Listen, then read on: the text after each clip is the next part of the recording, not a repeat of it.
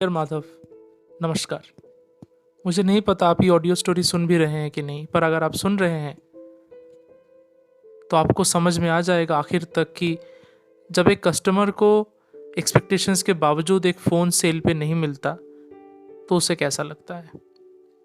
ये शायद बहुत मजाक वाला चीज़ होगा कि किसी कस्टमर ने किसी कंपनी के सीईओ को ये ऑडियो स्टोरी भेजा टैग करके ट्विटर में या यूट्यूब पे कि वो फ़ोन नहीं खरीद पाया है, उसके साथ क्या हो रहा है। पर मैं आपको कुछ चीज़ें बताना चाहता हूँ माधव। आप सीईओ हैं और सीईओ को हिंदी और बांग्ला में कर्णधार बोला जाता है, और कर्णधार की जिम्मेदारी सिर्फ उसके परिवार के प्रति नहीं होती, उसके कस्टमर्स भी उसके परिवार है, उनके प्रति भी होती है। जब आप एक नया प्रोडक्ट लॉन्च करते हो, वो भी लॉकडाउन के इस सिचुएशन में जहाँ पे लाखों लोगों के फ़ोन ख़राब हैं, लोग फ़ोन यूज़ नहीं कर पा रहे हैं, और जब आपका प्रोडक्ट यूनिट्स इनफ नहीं होता both on your website and on Flipkart as well, तब एक कस्टमर को ना बहुत छोटा महसूस होता है। वो सोचता है कि मैं जो पिछले 10 मिनट से 15 मिनट से लॉगिन करके बैठा हूँ, जो मैं हर हफ्ते हर 7 दिन के बाद एक सेल का वेट करता हूँ, वो जो एक्सपेक्टेशन, वो जो पीड़ा होती है ना, वो जो तकलीफ होती है, वो जो लेट डाउन होता है ना माधव, मुझे नहीं पता आपने शायद कभी अपनी ज़िंदगी में फेस किया होगा कि नहीं। आपने कभी रियलमी के सेल से अपना फ़ोन ख़रीदा होगा कि नहीं, वो भी मुझे नहीं पता।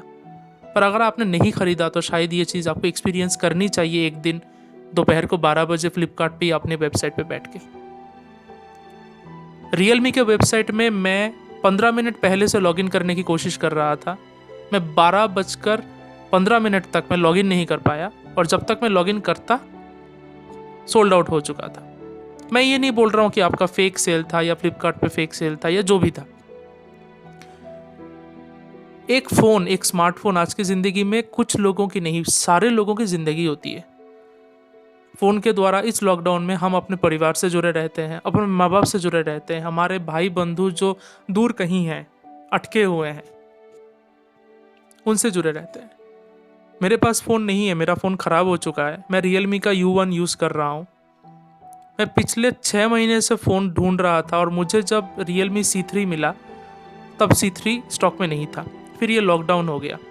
लॉकडाउन के बीच में भी अभी पता है सारे ई कॉमर्स साइट्स बंद थे। तो मुझे नहीं समझ में आ रहा है कि मैं ये जो तकलीफ़ है वो मैं कैसे ज़ाहिर करूँ। सुनने में बहुत अजीब लगता है कि हाँ, बंदा एक फ़ोन नहीं खरीद पा रहा है तो बंदा इतना क्यों रो रहा है। माधव, मैं इसलिए नहीं रो रहा हूँ कि मुझे फ़ोन नहीं मिला, मैं इसलिए कष्ट में हूँ, या इसलिए मुझे ये बहुत तकलीफ़ हुई आज, मुझे बहुत चीटेड फील हुआ।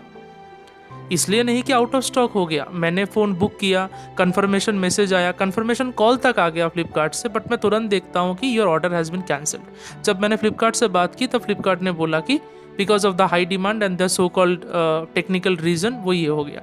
तो मेरा बस सवाल ये है आपसे माधव, जब आप इंश्योर नहीं कर पा रहे हो कि हर उस कस्टमर को, हर उस बंदे को वो यूनिट मिले, तो उस प्रोडक्ट को बाजार में लाने का क्या मतलब है। आपके वेबसाइट में प्रोडक्ट कुछ भी अवेलेबल नहीं है। ना रियलमी C3 है, ना नार्जो 10 है, ना रियलमी 5 है, ना 5 प्रो है, कुछ भी प्रोडक्ट अवेलेबल नहीं है, कहीं पे भी अवेलेबल नहीं है। तो या तो आप प्रोडक्ट्स को अवेलेबल करके फिर आप सेल में डालो, या तो आप अभी सेल में मत डालो। अभी आप हर हफ्ते लोगों को उम्मीद दिखाते हो, और 12 बजे के 1 मिनट पे, उस 1 मिनट में ना माधव, वो उम्मीद टूट जाती है।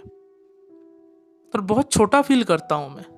इसलिए नहीं कि मुझे मोबाइल नहीं मिला, बट इसलिए क्योंकि कोई मेरे उम्मीद पे खरा नहीं उतरा। किसी ने मुझे यूज़ किया, किसी ने मेरा टाइम, मेरी एनर्जी, मेरे जो पॉजिटिव वाइब्स होते हैं एक परचेस को लेके। माधव, हम पैसा दे के खरीद रहे हैं, कोई कोई खैरात में फ़ोन नहीं बांट रहे हो आप।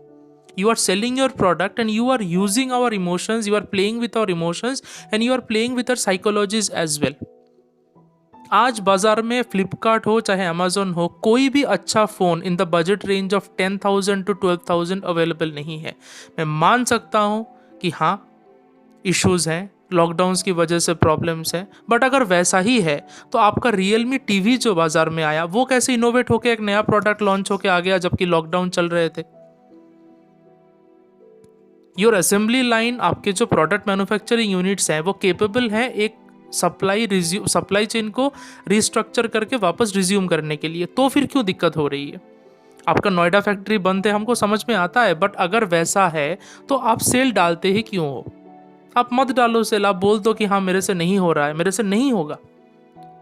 माधव, आप सीईओ, आपको आपको फेलियर्स भी एक्सेप्ट करने पड़ेंगे, आपको सक्सेसेस भी एक्सेप्ट करनी पड़ेंगी, पर आपका ट्वीट्स और आपके पोस्ट्स और रिप्लाईज देख के बस यही चीज़ लगता है कि आप बस लोगों को उकसाते हो, आप लोगों को बस आशा की उम्मीद दिखाते हो, बट वो आशा कभी फलीभूत नहीं होती। I haven't seen any product review in the last 2 weeks of Realme Narzo 10A इन फ्लिपकार्ट। तो मुझे सच में अभी डाउट हो रहा है कि लोग जो बोल रहे हैं कि ये फेक सेलिंग है या नहीं है। आई थिंक आपको एक इंट्रोस्पेक्शन करना चाहिए अपने बारे में।